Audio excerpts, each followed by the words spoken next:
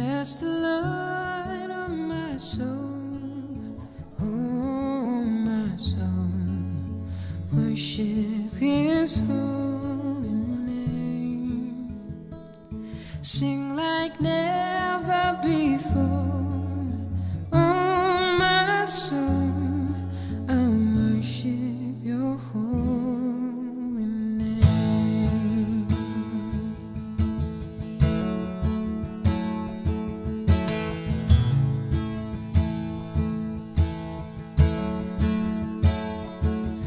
The sun comes up, it's a new day dawning.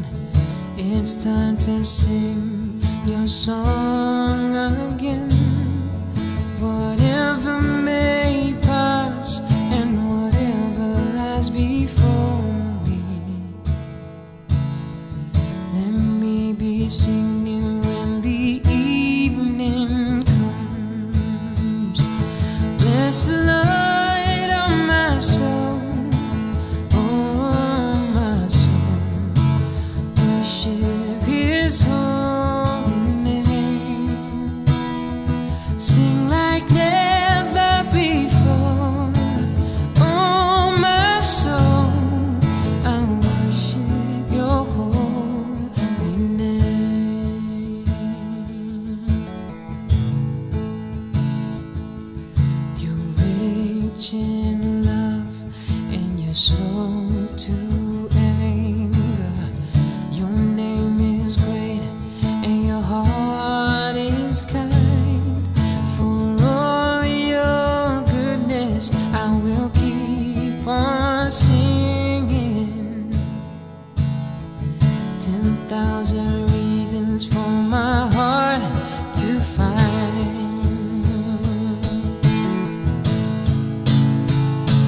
Bless the Lord, oh my soul, oh my soul, worship His holy name.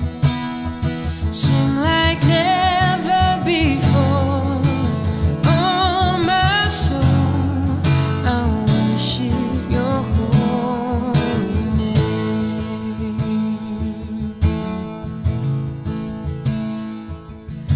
And on that day when my strength is failing, the end draws near and my time has come, still my voice will sing Your praise unending. 10,000 years and then forevermore.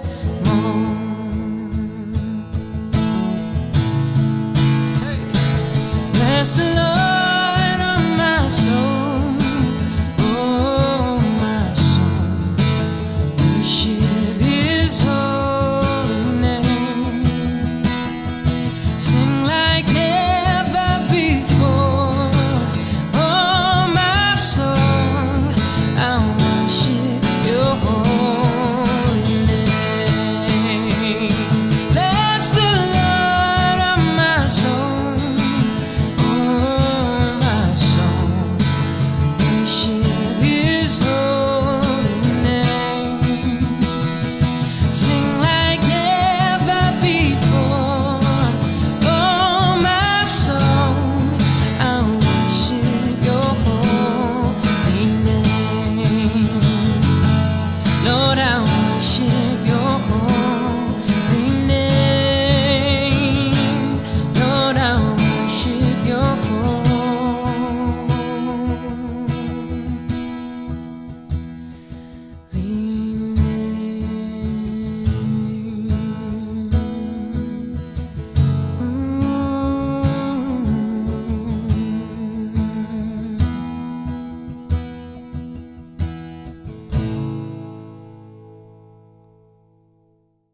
Tuhan mengajar kami terus agar kami boleh menjadi orang-orang yang bertumbuh seperti apa yang Tuhan mau.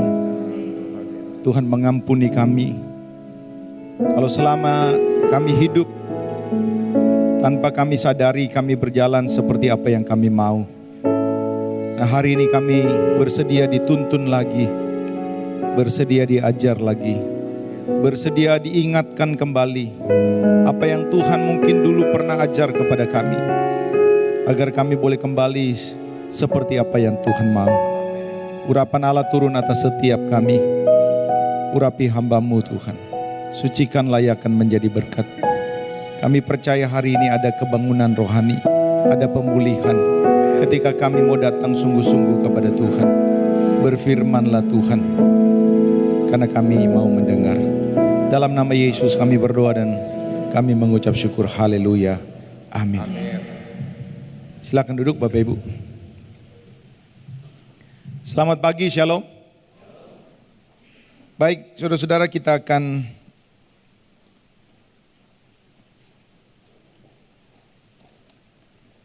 buka Alkitab kita bersama-sama di dalam Ibrani pasal yang ke-12.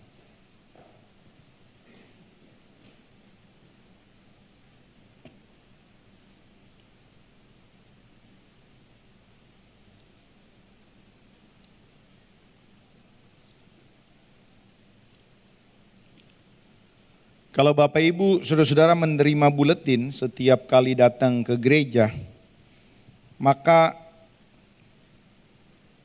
judul dari renungan hati gembala atau renungan inspirasi di halaman yang ketiga dari buletin saudara adalah judul khotbah setiap minggunya. Dan apa yang saudara temukan di dalam hari-hari buletin, renungan harian, itu merupakan isi dari apa yang kita mau dengar setiap kali kita dengar firman Tuhan setiap minggu. Baik, saudara-saudara, kita akan baca bersama-sama secara bergantian Ibrani pasal yang ke-12 ayat yang ke-5 sampai dengan ayat yang ke-11.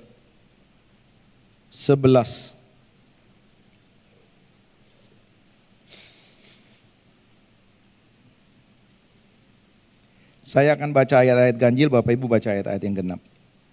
Dan sudah lupakah kamu akan nasihat yang berbicara kepada kamu seperti kepada anak-anak? Hai anakku, janganlah anggap enteng didikan Tuhan, dan janganlah putus asa apabila engkau diperingatkannya. Saudara,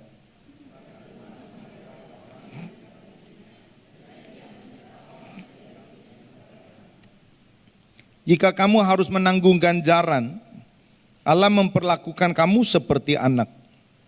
Di manakah terdapat anak yang tidak dihajar oleh ayahnya?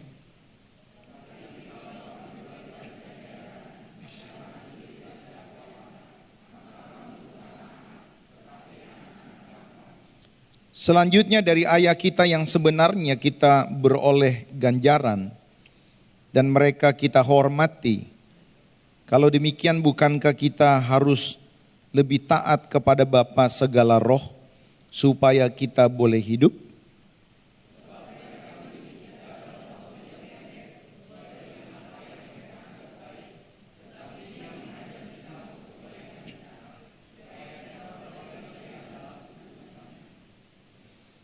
Memang tiap-tiap ganjaran pada waktu ia diberikan tidak mendatangkan sukacita, tetapi duka cita. Tetapi kemudian ia menghasilkan buah kebenaran yang memberikan damai kepada mereka yang dilatih olehnya. Ya Bapak Ibu saudara-saudara, kegagalan mengerti hubungan antara orang-orang percaya dengan Tuhan itu bisa saja menyebabkan orang-orang percaya gagal memahami setiap pergumulan-pergumulan yang Tuhan izinkan terjadi dalam hidup kita.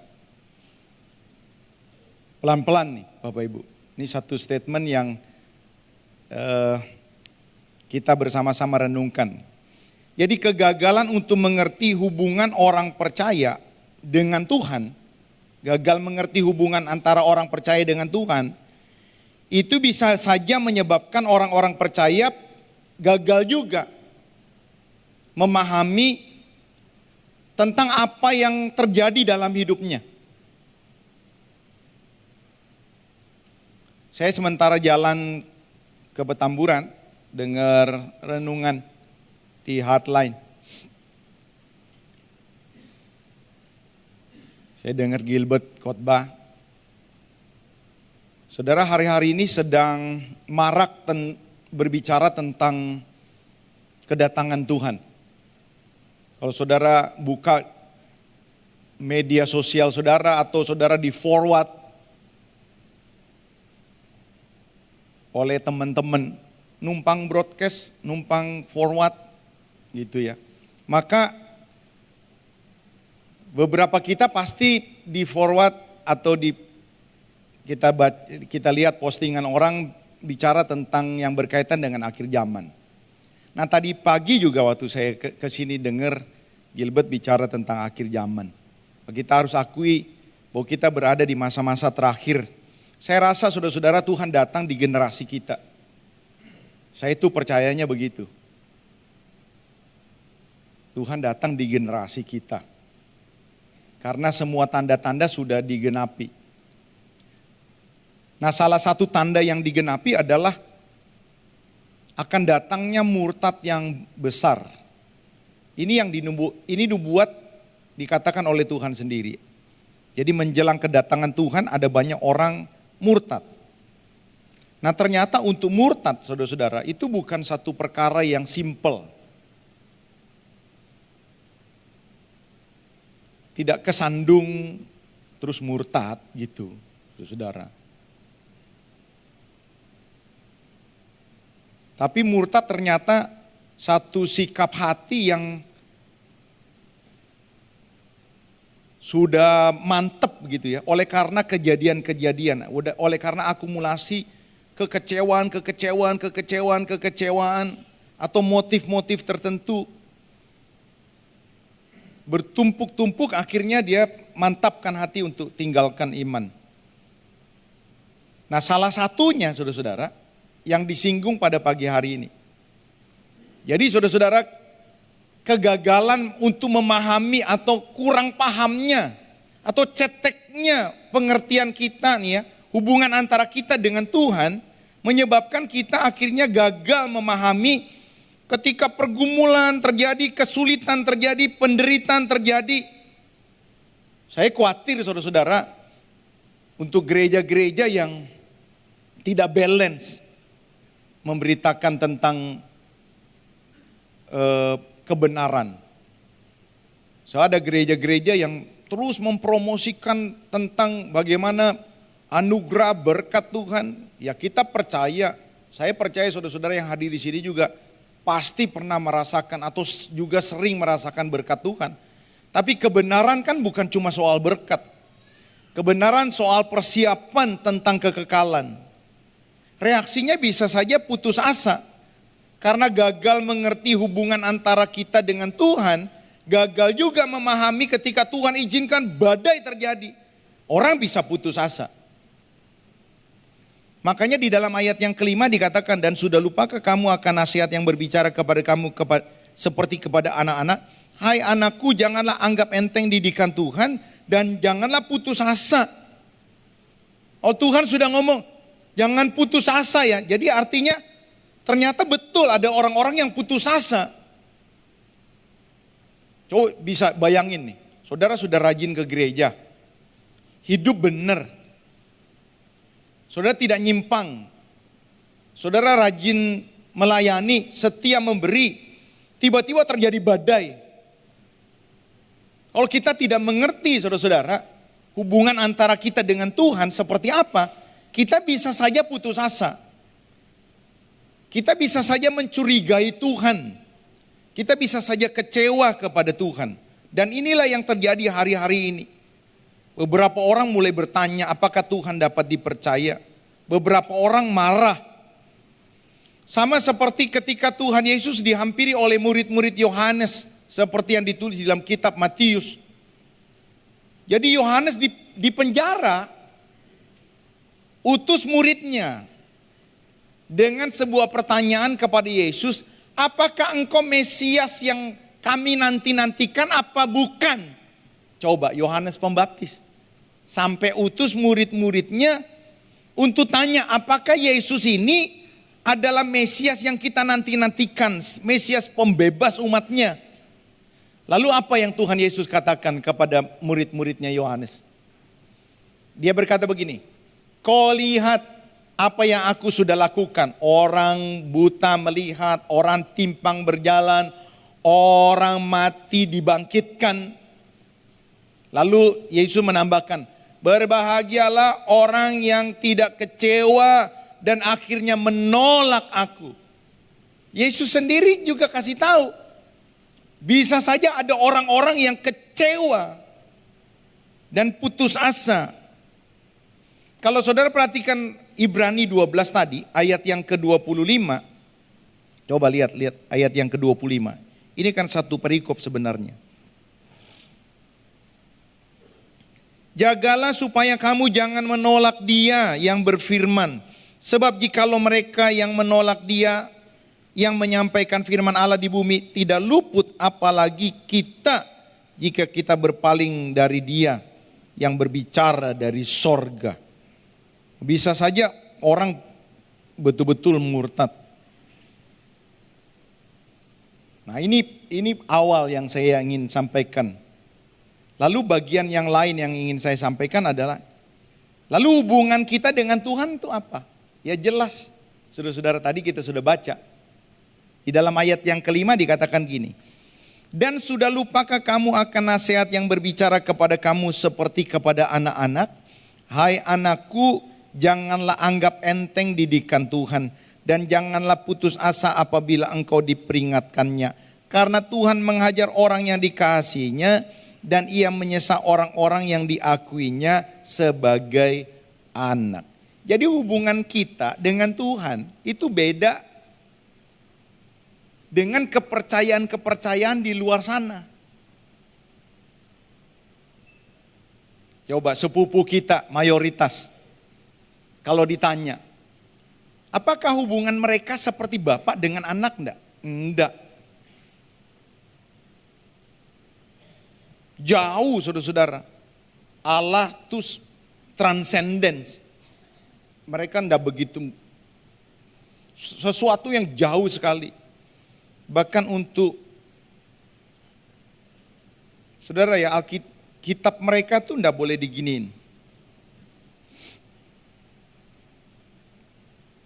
Kenapa saudara-saudara? Karena mereka menganggap Allah itu satu pribadi yang tidak boleh tersentuh, tidak boleh sedikit pun tersinggung gitu. Makanya nggak boleh ngomong sembarangan. Nabinya sama Allahnya tuh nggak boleh sembarangan ditulis, dicoret-coret seperti itu. Kitabnya juga nggak boleh sembarangan ditaruh. Kita kadang-kadang kitab ketinggalan. Megang Alkitab begini-gini.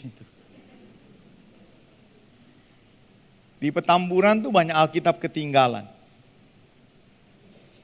Kalau saudara nggak percaya, nih Iris.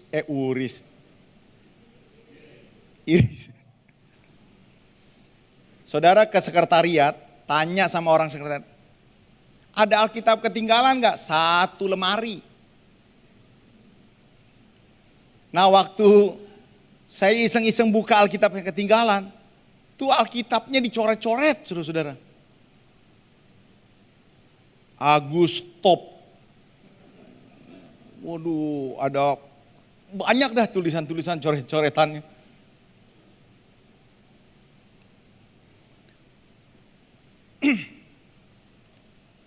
Jadi hubungan kita dengan Tuhan tuh, Tuhan bilang, Tuhan tuh Bapa. Tadi saya mulai dengan, kalau kita gagal memahami ini, nanti gagal juga memahami pergumulan. Jadi penting buat kita memahami bahwa kita itu anak. Ingat nih ya, kita ini anak. Tuhan kita, Allah kita yang hebat, yang dahsyat, Bapa.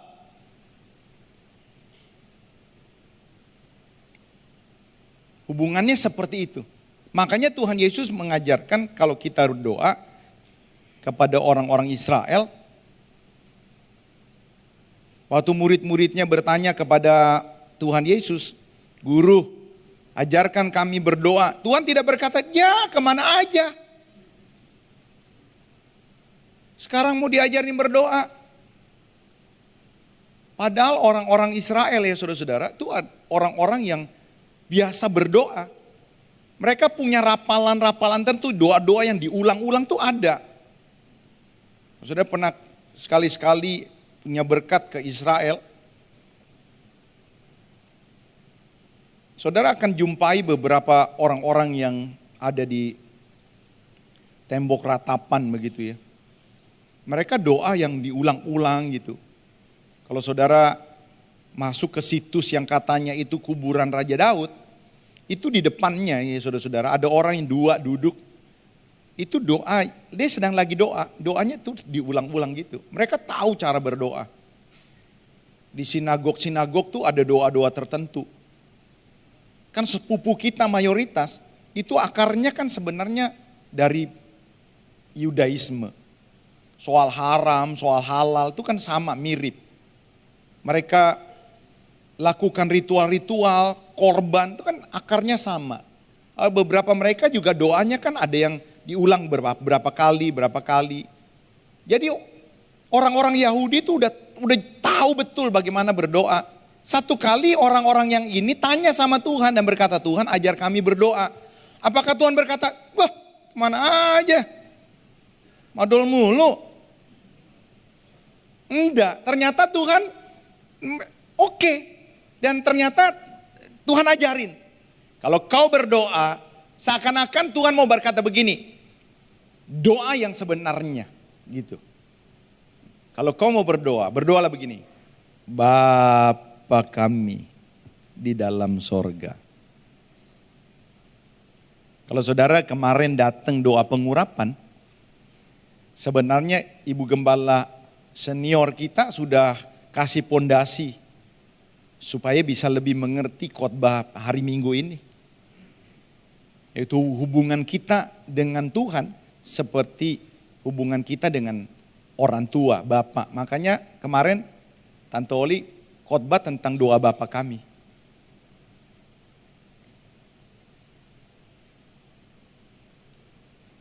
Ini kebenaran yang hebat saudara-saudara. Ini kebenaran yang luar biasa bahwa kita ini anak dan Tuhan Allah kita itu Bapa kita. Ini menggambarkan hubungan yang begitu dekat. Dan hal yang paling menonjol antara anak dengan orang tua apa? Saudara-saudara, saudara bisa tebak. Apa yang paling menonjol mau diutarakan hubungan anak dengan orang tua? Kasih.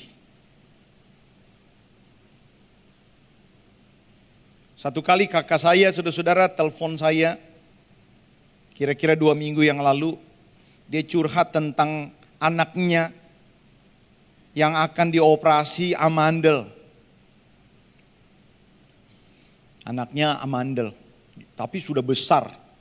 Jadi kadang-kadang menghalangi jalan nafas, tidurnya agak susah, makannya juga susah, aduh kasihan sekali. Akhirnya dulu-dulunya dia berusaha untuk supaya amandel ini tidak bengkak. Tetapi nggak bisa ditahan-tahan dengan obat. Lama-lama akhirnya meradang. Semakin parah dan dokternya yang biasa dia datangi berkata, ya nggak bisa. Harus dioperasi. Nah ketika dia dengar dioperasi, ini bapaknya nih yang saya mau ngomong nih bapaknya. Bapaknya tuh khawatir gitu. Lalu bapaknya mulai konsultasi kepada beberapa teman di tempat pelayanan. Nah, dia dengar berita-berita tentang, wah seharusnya nggak usah begini, lihat lagi begini. Jadi dia tambah khawatir gitu. Saya ngomong, ya kita harus percaya dokter yang nanganin, saya bilang. Yang kedua, zaman sekarang tuh operasi amandel tuh Bukan operasi yang kayak belek perut. 3 saya bilang lagi, ini ngomong sama kakak nih. Yang ketiga saya bilang, sekarang tuh canggih. Yang keempat, ini anak nih nanti kalau mau dioperasi, dibius. Kagak berasa. Saya bilang begitu. Saya berusaha untuk nenangin dia. Bapaknya khawatir. Kenapa saudara-saudara? Bapaknya sayang sama anaknya. Waktu di ruang operasi aja saudara-saudara doa sampai berkali-kali. Ini mau masuk ruang operasi, doa lagi. Ya kita doa lagi. Jadi saudara-saudara lihat ya. Apa yang paling menonjol antara anak dengan orang tua? Kasih. Makanya saudara-saudara, inilah yang paling menonjol yang ditujukan Allah kepada kita. Kalau saudara baca bersama-sama, kita tolong bukakan operator. Roma 8 ayat 32. Roma 8 ayat 32. Coba lihat nih. Ia, Bapak, yang tidak menyayangkan anaknya sendiri, Tuhan Yesus, tetapi yang menyerahkannya bagi kita, dikorbankan, mati, saudara-saudara. Bapak enggak sayang-sayang, kasih apa? Yang terhebat, yang termulia, yang termahal. Siapa? Anaknya sendiri. Ia yang tidak menyayangkan anaknya sendiri, tetapi yang menyerahkan bagi kita semua. Coba lihat, itu bukti apa? Bukti kasih. Jadi kalau Tuhan kasih Yesus kepada kita, itu karena kasih. Makanya Yohanes 3 ayat 16 kan bilang, karena begitu besar kasih Allah akan dunia ini, akan kita, sehingga ia menyerahkan anaknya. Lihat ya kata-kata selanjutnya. Bagaimana mungkin ia tidak mengaruniakan segala sesuatu kepada kita bersama-sama dengan Yesus? Jadi Tuhan sudah jamin. Kalau satu kali oleh karena sesuatu dan lain hal, saya membutuhkan kendaraan karena kendaraan saya tidak bisa dipakai. Saya misalnya ya datang sama Pak Hertanto, Pak boleh pinjam mobilnya enggak Pak? Ini saya oda-oda orangnya nih, sekali-sekali boleh pinjam enggak Pak? Kalau saya boleh. Boleh karena banyak orang atau memang boleh ya? Saya tanya nih, pertanyaan yang kedua. Kalau saya pinjam mobilnya, AC boleh saya pakai enggak? Dia pasti bilang, ya iyalah Pak. Jadi kalau mobilnya saja dikasih, pasti AC juga. Masa mobilnya dikasih dia berkata AC jangan dinyalain ya. AC udah pasti. Jadi kalau Yesus dikasih, masa tempe enggak? Ikan kembung enggak? Masa cicilan motor enggak? Yesus dikasih, masakan dia tidak mengaruniakan segala sesuatu? Itu jaminan maksudnya. Betapa Allah mengasihi hidup kita. Coba buka Matius 6 ayat 32. Kita kan sering bacanya 33 kan. Padahal ayat 32 nih dahsyat menurut saya. Matius 6 ayat 32. Kita baca sama-sama. 2, 3.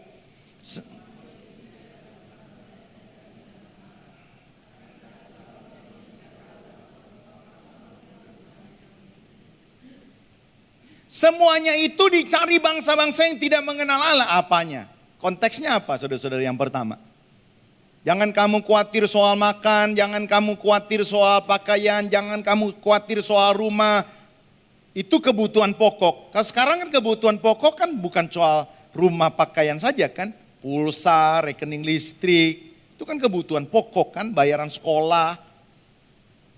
Semuanya itu dicari bangsa-bangsa yang tidak mengenal Allah. Nah, kata yang luar biasanya. Akan tetapi Bapamu yang di sorga juga tahu bahwa kamu juga perlu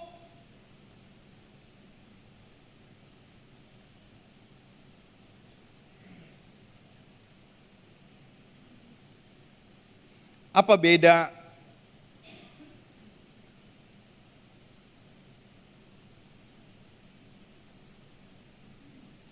bos tahu dengan Bapa di sorga tahu? Oh, bos tahu belum tentu dia bisa tolong. Bos tahu kalaupun dia tolong belum tentu mau. Tapi artinya kalau Bapa di sorga tahu, ngerti enggak saudara-saudara? Kalau misalnya Bapa ngomong, aku juga tahu. Bapa di sorga tuh bukan bisa disamakan dengan bos kita, dengan teman kita. Coba ya, apa beda teman kita tahu bayaran sekolah anak kita dengan orang tuanya sendiri?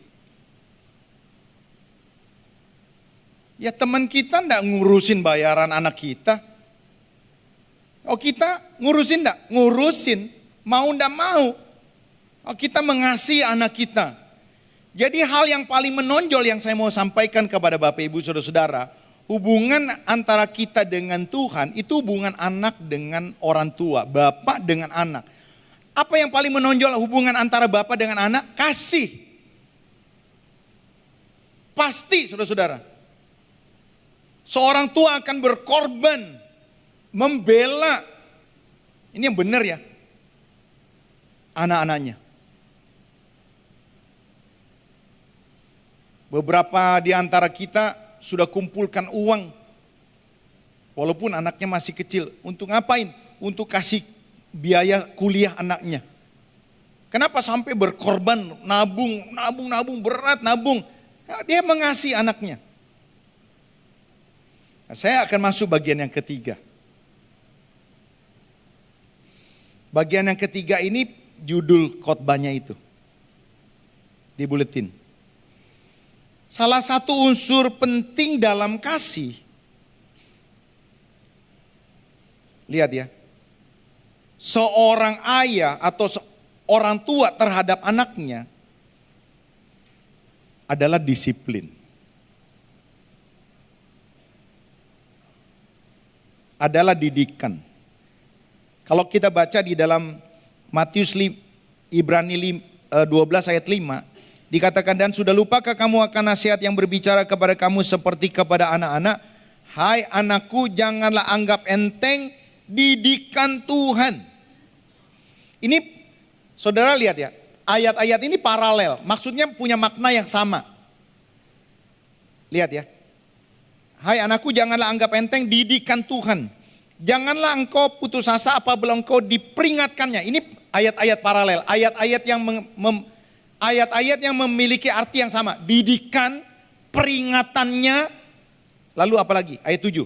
Jika kamu harus menanggung ganjaran, didikan, peringatannya, ganjaran, itu ayat yang sama sebenarnya maknanya. Nah, ditulis dengan kata di dalam bahasa Yunaninya paideia. Paideia itu artinya cara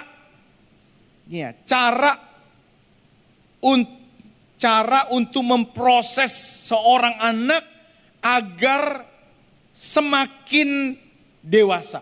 Itu paideia. Bukan ngajar, hajar saudara-saudara. Kenapa sampai orang tua udah berubah dari ngajar, dari negor menjadi hajar? Kan tentu ada maksudnya. Nah kalau kita enggak ngerti ya saudara-saudara, balik nanti kita bisa putus asa, bisa bertanya-tanya kenapa Tuhan ya, kenapa Tuhan. Kita bisa kecewa, kita bisa marah. Tuhan bisa izinkan pergumulan terjadi. Jadi hajaran Tuhan tuh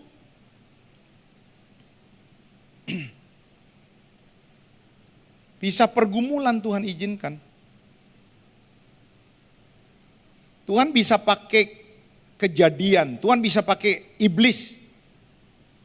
Ya iblis kan mau mencobai ya. Kalau saudara pernah baca bukunya Rick Warren, maka pencobaan itu juga bisa dipakai oleh Tuhan. Sebagai bentuk hajaran, didikan. Tujuan utamanya apa saudara-saudara? Coba kita lihat. Ibrani 12 ayat 10. Sebab mereka mendidik kita dalam waktu yang pendek. Sesuai dengan apa yang mereka anggap baik. Tetapi dia, Bapa kita. Ini bukan mengajar ya saudara-saudara. Menghajar. Mendisiplin. Tetapi dia menghajar kita untuk kebaikan kita supaya lihat. Kita beroleh bagian dalam kekudusannya. Ayat 14. Berusahalah hidup damai dengan semua orang dan kejarlah kekudusan. Sebab tanpa kekudusan tidak seorang pun akan melihat Tuhan. Nah, kenapa Tuhan mengganjar? Kenapa Tuhan menghajar? Kenapa Tuhan mengizinkan didikan? Berupa apa tadi? Berupa banyak pergumulan. Ya, kalau bergumul pasti tidak enak. Seperti ayat 11. Memang tiap-tiap ganjaran, tiap-tiap hajaran, tiap-tiap disiplin pada waktu ia diberikan tidak mendatangkan sukacita, tapi duka cita. Tidak enak. Kenapa saudara-saudara? Karena Tuhan mau menjamin keselamatan yang diberikan kepada saudara. Kalau saudara baca di dalam kitab Roma pasal 8 ayat 1, nih orang-orang yang terima Tuhan dapat jaminan ini. Roma 8 ayat 1 kita baca sama-sama. Ini ayat penting saudara-saudara, tidak boleh lupa. Kita baca sama-sama, 2, 3. Demikianlah sekarang tidak ada penghukuman bagi mereka yang ada di dalam Kristus. Ulangi sekali lagi. 2, 3. Demikianlah sekarang tidak ada penghukuman bagi mereka yang ada di dalam Kristus. Orang yang terima Tuhan, saudara Tuhan jamin. Di dalam aku kata Yesus, kau selamat. Tidak ada penghukuman. Tidak ada api neraka. Nah untuk jaga ini,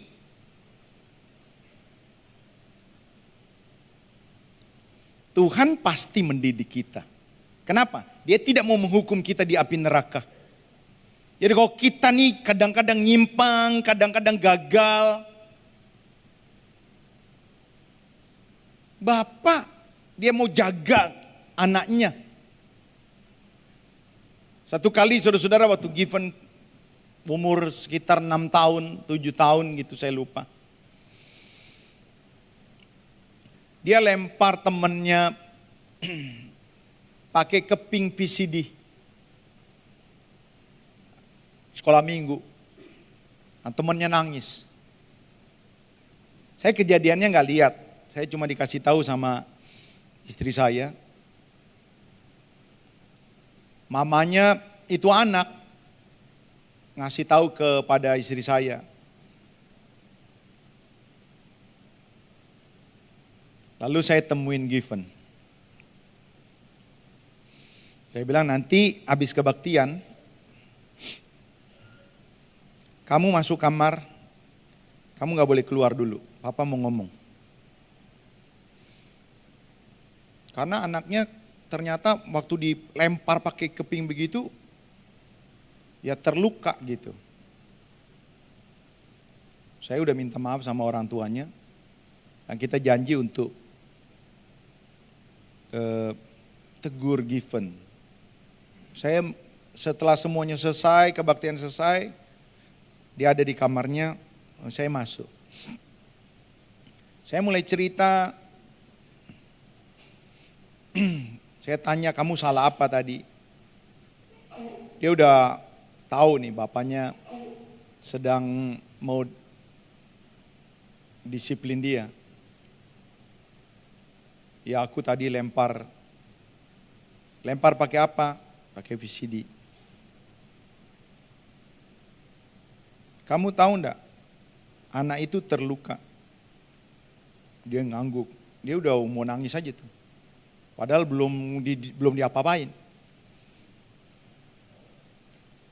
Kalau misalnya kamu lempar, kebetulan akhirnya kena mata, matanya berdarah, buta. Sakit enggak menurut kamu? Sakit. Kalau dia buta, udah bisa lihat lagi, kasihan enggak? Susah enggak jalannya? Susah enggak belajarnya? Udah ngangguk. Iya. Kalau misalnya dibawa ke rumah sakit, orang tuanya enggak punya duit, gimana? Dia enggak bisa diobatin, bisa buta. Dia ngangguk lagi. Bagaimana kalau misalnya itu terjadi ke kamu? Kamu kena matanya, lalu kamu buta. Salah enggak? Iya salah, dia bilang. Dia ngerti. Lihat ya. Akhirnya kamu 2 minggu ini enggak ikut-ikut kita. Kalau jalan-jalan kemana kamu enggak ikut. Karena dia umur masih 6 tahun begitu, kan pengennya masih mau ngikut-ngikut gitu ya. Ke mall apa. Kalau sekarang udah kagak mau ngikut. Jadi enggak cocok kalau misalnya jangan ikut apa ya ore gitu. Kalau dulu dia kan masih mau ngikut-ngikut. Jadi disiplinnya seperti itu. Tapi saudara-saudara ketika saya disiplin 2 minggu tidak ikut, ini enggak enak, enggak nyaman. Tapi saudara-saudara saya mau kasih tahu ya, saya sedang menjaga dia semakin nakal. Nah Bapak kita di sorga, saudara-saudara ya, dia izinkan supaya apa? Supaya kita tidak kehilangan keselamatan. Apa bisa hilang keselamatan? Siapa yang bilang bisa hilang keselamatan? Tapi saya lebih percaya kepada Tuhan yang sanggup menjaga keselamatan kita. Bahkan dari diri kita sendiri. Makanya di dalam Yohanes pasal yang ke-10 dikatakan, orang yang percaya kepadaku berada dalam genggaman tanganku. Seorang pun tidak akan bisa merebut dari tanganku. Tuhan jamin, dikatakan begini, orang yang ada di dalam Kristus tidak akan ada hukuman lagi. Nah supaya dia tetap berada di dalam keselamatannya, Tuhan sendiri sebagai Bapaknya dia jamin. Kalau ada dalam hidup kita ya mulai nyimpang, dia bisa peringatin kita. Dia bisa izinkan pergumulan. Supaya apa? Supaya kita aware, kita kembali, kita bertobat.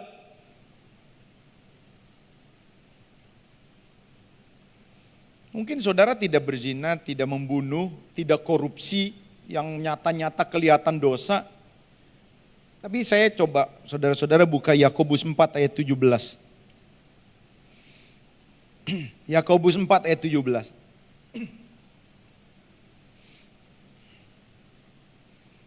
Kita baca sama-sama. 2, 3. Jadi, jika seorang tahu bagaimana ia harus berbuat baik, tapi ia tidak melakukannya. Kadang-kadang kita tahu nih, nolong orang dia itu, nolong ini orang yang lagi kekurangan dia. Kadang kita tahu, tapi kita tidak mau tolong. Kadang-kadang kita tahu, berdoa itu baik, bangun mesbah doa baik. Kadang-kadang kita tahu memberikan korban syukur itu baik. Kalau kita tidak melakukannya, ya saudara lihat sendiri saja apa yang firman Tuhan katakan. Tanpa kita sadari saudara-saudara kita orang yang mudah lemah, kita mudah jatuh. Nah bagaimana caranya? Tuhan ingatkan. Nah kapan didikan ini terjadi? Ketika khotbah tidak mempan lagi saudara-saudara. Khotbah tidak mempan lagi mah didikan, given nih. Saya nggak punya contoh lain yang hubungan antara anak yang paling dekat. Ya saya ceritain antara saya dengan given. Kalau given ya saudara-saudara, biasanya misalnya disuruh buat PR atau belajar atau suruh apa begitu ya. Saya akan ngomong given. Kamu kerjain PR tuh. Kalau dia tidak kerjain, itu nadanya saya agak naik sedikit. Even PR dibuat. Kalau nggak buat juga, nada tambah tinggi. Gimana?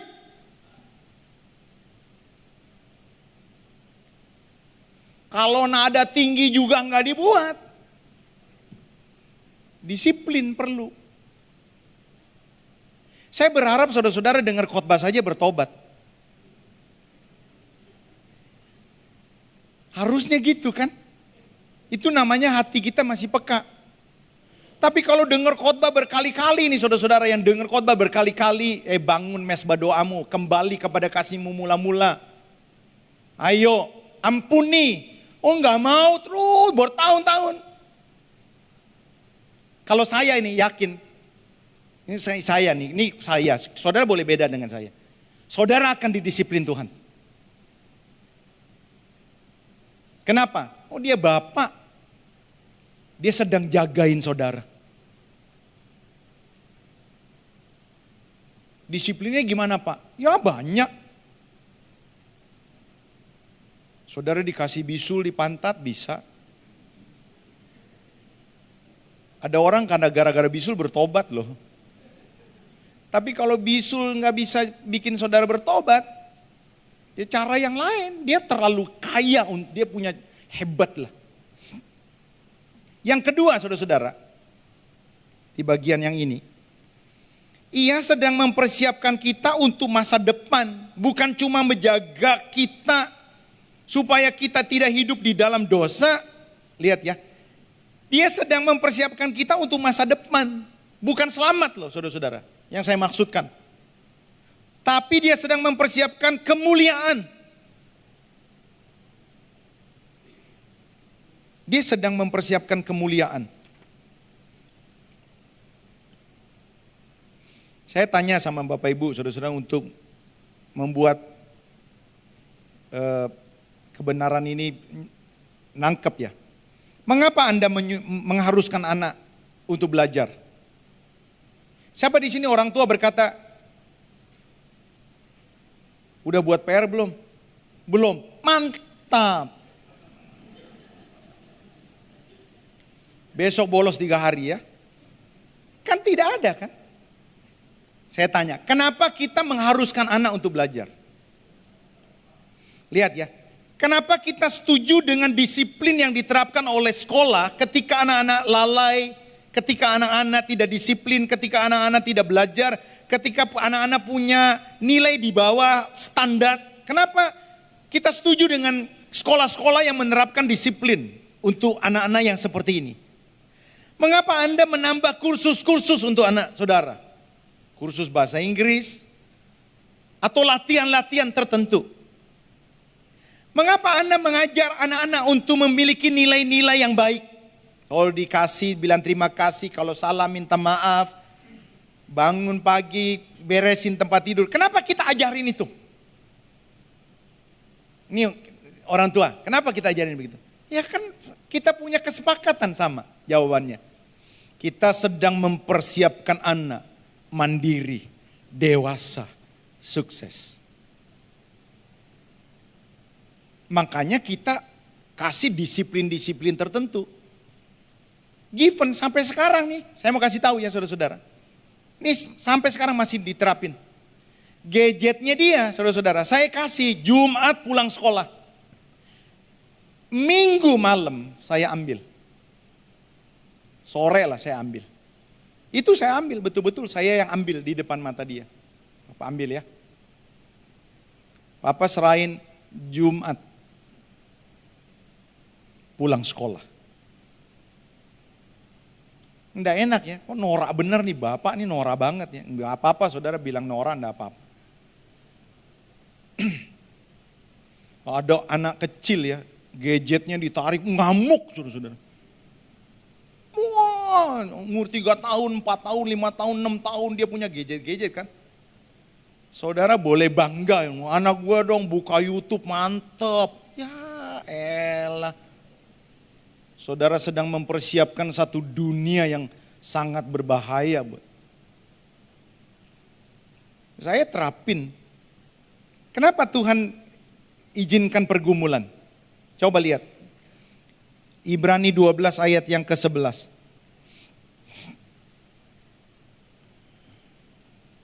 Kita baca sama-sama. 2, 3. Memang tiap-tiap ganjaran pada waktu ia diberikan tidak mendatangkan sukacita, tetapi duka cita. Tetapi kemudian ia menghasilkan buah kebenaran yang memberikan damai kepada mereka yang dilatih olehnya. Menghasilkan apa? Buah. Buah kebenaran itu apa? Ya, kekudusan, iman, pengharapan, buah-buah roh. Kita semakin murah hati, kita semakin peduli sesama, kita semakin sabar, kita semakin baik. Dalam rangka apa saudara-saudara? Dalam persiapan untuk kekekalan. Coba lihat ya saudara-saudara, ini pembandingnya ya. 1 Timotius 6 ayat 17 sampai 19. Ini ayat nih yang ngingetin kita lah. 1 Timotius 6 ayat 17 sampai 19. Peringatkanlah kepada orang-orang kaya di dunia. Orang-orang yang cari duit banyak gitu ya, orang-orang ya kita lah. Agar jangan tinggi hati dan jangan berharap kepada sesuatu yang tidak tentu. Seperti kekayaan. Melainkan kepada Allah yang dalam kekayaannya memberikan kepada kita segala sesuatu untuk dinikmati. 18. Peringatkanlah agar mereka itu berbuat baik. Ini buah. Buah roh, kebaikan, kelemah lembutan, ya, kemurahan. Itu kan bicara tentang peduli sesama juga. Peringatkanlah agar mereka itu berbuat baik, menjadi kaya dalam kebajikan, suka memberi dan membagi. Dan dengan demikian, dengan berbuah, maksudnya begitu dah. Kalau misalnya saya mau simpulin. Dengan berbuah, mereka mengumpulkan satu harta sebagai dasar yang baik bagi dirinya sendiri di waktu yang akan datang untuk mencapai hidup yang sebenarnya. Ya kita ini saudara zaman modern nih. Saya lihat umur kita diperpendek menurut saya. Saya sekarang jarang lihat ya. Ya tentu ada orang-orang sisa-sisa lah. Yang umurnya di atas 70 tahun. Tapi zaman modern 42, 52, 54, 62, di bawah 70 tahun semua.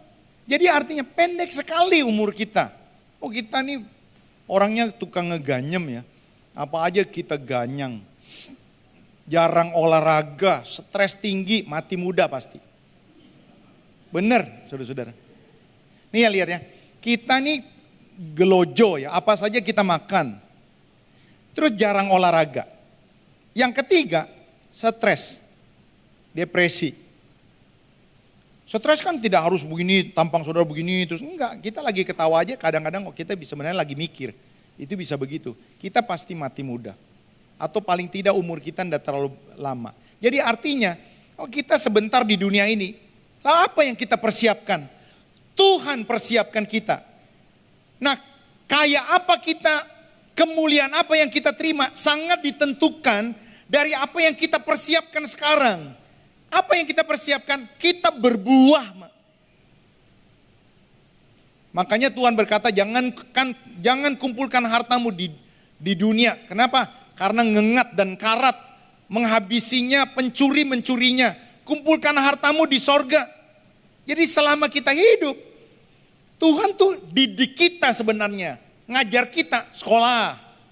Ayo bikin PR. Itu Tuhan sedang lagi gituin. Jadi ketika kita, orderan kita mungkin berkurang, Tuhan sedang ajar kita. Bertahan. Ketika Tuhan izinkan kita ketemu dengan orang-orang yang menjengkelkan atau melukai kita, Tuhan sedang latih. Yuk aku latih bagaimana you bisa mengampuni dia enggak. Belum apa kita udah jengkel. Oke deh Tuhan, kali ini saya ampuni. Tapi sekali lagi, sekali lagi. Saudara latihan drum berapa kali sebulan? Supaya mahir. Saudara latihan keyboard berapa kali sebulan supaya mahir? Seminggu bisa 2 kali, sebulan bisa berapa kali. Nah kita disakiti, kita ampuni. Lalu kita ngomong sekali lagi ya. Kalau saudara dia akhirnya diizinkan Tuhan ketemu lagi dengan orang yang nyakitin. Tuhan ajar lagi, ampuni lagi. Ada orang datang minta tolong lagi. Kenapa? Supaya saudara jadi expert. Jadi mantep. Makanya didisiplin. Kenapa diulang-ulang sama Tuhan? Prinsip ini ya saudara-saudara. Saya tutup dengan bagian yang terakhir. Saudara-saudara. Masih tahan enggak khotbahnya ini? Saya lihat dulu wajahnya. Kalau masih tahan saya terusin nih. Saya terusin. Karena ini kalau nggak diberitakan saya rasa bersalah. Ini ada hal yang penting. Coba buka Yesaya pasal 28. Yesaya 28 ayat 23 sampai 29. Saya tidak mau harus cerita ini. Supaya saudara pulang dengan hati lapang dan saudara bersyukur untuk pergumulan. Pasanglah telinga dan dengarkanlah suaraku, perhatikanlah dan dengarkanlah perkataanku. Setiap harikah orang membajak, mencangkul dan menyisir tanahnya untuk menabur? Bukankah setelah meratakan tanahnya ia menyerahkan jintan hitam dan menebarkan jintan putih, menaruh gandum jewawut dan jelai kehitam-hitaman dan sekoi di pinggirnya? Mengenai adat kebiasaan ia telah diajari, diberi petunjuk oleh Allahnya. Sebab jintan hitam tidak diirik dengan eretan pengirik, dan roda gerobak tidak dipakai untuk menggiling jintan putih. Tetapi jintan hitam tidak diirik dengan memukul-mukulnya dengan galah, dan jintan putih dengan tongkat. Apakah orang waktu mengirik memukul gandum sampai hancur? Sungguh tidak. Orang tidak terus-menerus memukulnya sampai hancur. Dan sekalipun orang menjalankan di atas gandum itu jentera gerobak dengan kudanya, namun orang tidak akan menggilingnya sampai hancur. Dan ini pun datangnya dari Tuhan semesta alam. Lihat ya, ia ajaib. Tuhan tuh ajaib. Dalam apa? Keputusan. Dia agung. Dalam apa? Kebijaksanaan. Saya tutup dengan ini. Coba tolong buka ayat yang ke-24. Yesaya 28 tadi ayat yang ke-24. Apa yang saudara baca tadi, ini kan cerita tentang seorang petani nanem kan. Seorang petani kalau bercocok tanam, sebenarnya apa sih endingnya yang dinantikan? Hasil panen. Hasil panen yang bagaimana? Hasil panen yang berlimpah dan mutunya bagus. Ini petani. Nah seorang petani, lihat ya, dia lakukan sesuatu untuk menghasilkan hasil yang melimpah, panen yang melimpah dengan kualitas yang bagus. Dan Tuhan mengibaratkan dirinya seperti petani. Supaya apa? Supaya kita tuh ngerti dan bisa mengucap syukur ketika ganjaran, ketika disiplin datang. Yang pertama, lihat ayat yang ke-24. Jadi waktu Tuhan izinkan ganjaran tuh pergumulan hidup. Ganjaran itu misalnya pencobaan. Ganjaran itu ya berbagai-bagai hal-hal yang mungkin Tuhan izinkan yang tidak enak. Supaya kita aware, supaya kita sadar. Lihatnya, dalam menerapkan ganjaran, dia memegang satu prinsip. Ini prinsip yang pertama. Dikatakan ayat 24. Setiap harikah orang membajak, mencangkul, menyisir tanahnya untuk menabur? Ini pertanyaan dari Tuhan. Tuhan ngomong begini, setiap harikah petani membajak? Tuhan ngomong begini, setiap harikah petani membajak? Tuhan ngomong begini, kan tidak kan? Satu kali petani akan berhenti membajak. Saya langsung simpulin. Kapan petani berhenti membajak? Kalau tanahnya sudah gembur. Pertanyaannya selanjutnya, kalau tanahnya belum gembur, bajak lagi Pak. Hari Senin dibajak, masih keras. Selasa ngapain? Bajak. Kalau hari Selasa belum gembur, hari Rabu bajak lagi. Kalau hari Rabu masih belum gembur, masih keras, nggak bakal nanem tuh petani. Kenapa? Masih keras. Apa yang dilakukan hari Kamis? Bajak lagi. Kalau hari Kamis mulai gembur, hari Jumatnya dia bajak lagi supaya semakin gembur. Kalau hari Jumat sudah gembur, lihat nih Bapak Ibu. Pasti Tuhan bilang, hari Sabtu berhenti membajak. Makanya pertanyaannya begini, setiap harikah orang membajak? Tuhan mau bilang, kan enggak kan? Satu kali seorang petani berhenti membajak. Kapan? Kalau tanah sudah gembur. Kenapa bangsa Israel dibajak Tuhan sampai 450 tahun di Mesir? Karena bangsa Israel terlalu keras hatinya. Kenapa harus putar-putar dulu 40 tahun baru masuk tanah perjanjian? Padahal dari Mesir ke tanah perjanjian itu bisa waktu yang begitu singkat. Bisa di bawah 3 bulan, bisa di bawah 1 bulan. Kenapa harus 40 tahun? Putar-putar terlalu lama dibajaknya. Karena terlalu keras. Jadi kebenaran yang pertama Bapak Ibu, dalam mengizinkan pergumulan dalam hidup kita, Tuhan itu tahu lama sebentarnya pergumulan itu diizinkan Tuhan. Jangan ada seorang pun berteriak-teriak hari ini, Tuhan kenapa masalahku nggak berhenti-berhenti. Tuhan balik tanya, bukan kau yang tanya, aku yang tanya. Kenapa hatimu terlalu keras?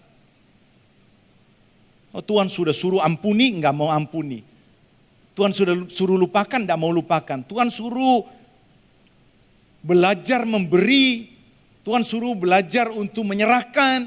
Tuhan suruh belajar untuk bangun mesbah doa, nggak mau. Ya Tuhan izinkan terus. Ini yang pertama. Jadi Tuhan tahu lama sebentarnya pergumulan itu diizinkan terjadi dalam hidup kita. Semakin gembur hati kita, semakin cepat. Coba ngomong sebelah kiri, sebelah kanan, tanya, mau lama atau sebentar? Jawabannya gemburin. Ini yang pertama. Yang kedua, lihat ayat yang ke-25. Bukankah setelah meratakan tanahnya ia menyerahkan jintan hitam dan menebarkan jintan putih, menaruh gandum jewawut dan jelai kehitam-hitaman dan sekoi di pinggirnya? Waktu tanah udah gembur, lihat petani lihatnya. Di tengah ditanam jintan putih. Di tengah ditanam jintan hitam. Di pinggir ditanam sekoi. Siapa pernah ke Israel? Saudara yang pernah ke Israel, tahu enggak tanaman sekoi?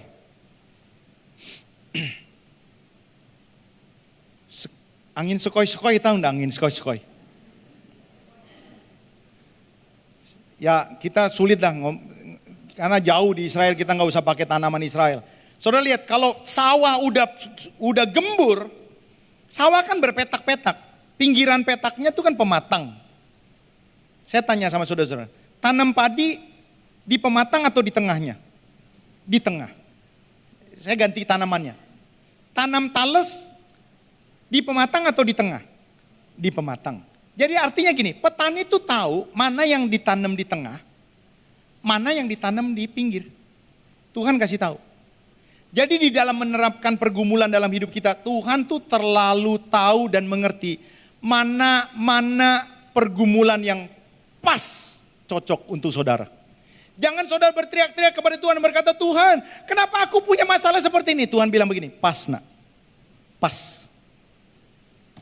Hanya dengan masalah seperti ini, kau sedang aku giring menjadi seperti yang aku inginkan.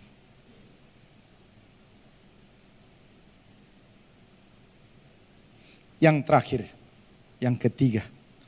Lihat ayat yang ke-28.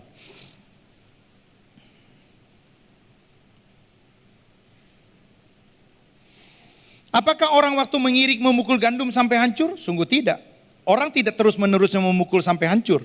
Dan sekalipun orang menjalankan di atas gandum itu jentera gerobak dengan kudanya, namun orang tidak akan menggilingnya sampai hancur. Ketika panen tiba, padi dituai, maka didapatkannya bulir-bulir gabah. Gabah pada masa-masa tradisional untuk mengupas kulit gabah itu harus dimasukkan ke dalam lesung, ke dalam lupang, lalu ditumbuk.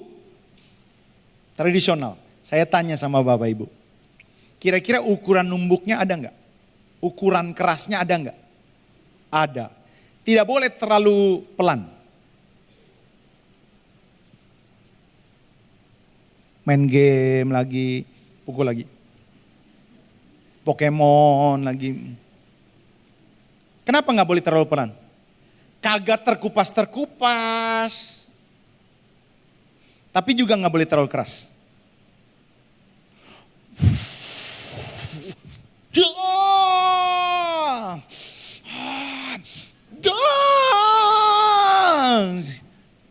Kenapa nggak boleh terlalu keras? Kagak dapat beras, dapatnya bubur sumsum. Jadi harus pas. Kebenaran apa yang mau diajarin di sini? Dalam menerapkan pergumulan dalam hidup saudara, Tuhan tahu berat ringannya. Jangan ada seorang berteriak-teriak, Tuhan enggak kuat. Enggak, Tuhan bilang begini, nak, pencobaan-pencobaan yang kau alami, biasa. Aku jamin tidak akan melampaui kekuatanmu. Jadi kalau saudara dapat pergumulan berat, Tuhan tuh tahu takaran saudara. Ini orang-orang yang menurut saya levelnya sudah tinggi. Jangan kecewa kepada Tuhan, dia tidak pernah salah. Kalau kita ngerti, Tuhan tahu lama sebentarnya. Tuhan tahu bentuk apapun yang cocok buat kita. Tuhan tahu berat ringannya. Maka saudara-saudara, kalau semuanya ujungnya membuat kita semakin mendekat kepada Tuhan, semakin next level, kita tidak akan bersungut-sungut untuk pergumulan yang kita sedang hadapi. Tuhan Yesus memberkati. Haleluya. Mari pemain musik datang. Kita datang kepada Tuhan.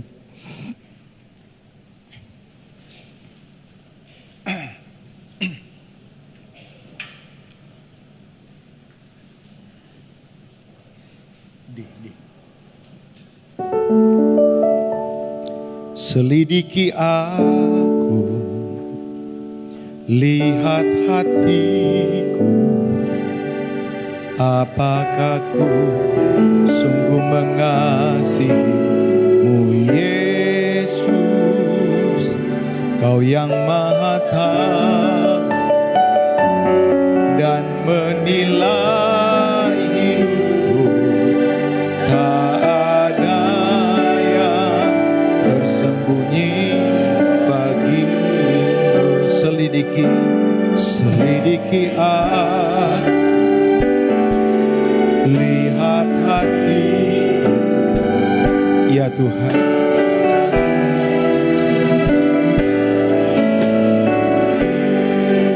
Kau yang Maha Tahu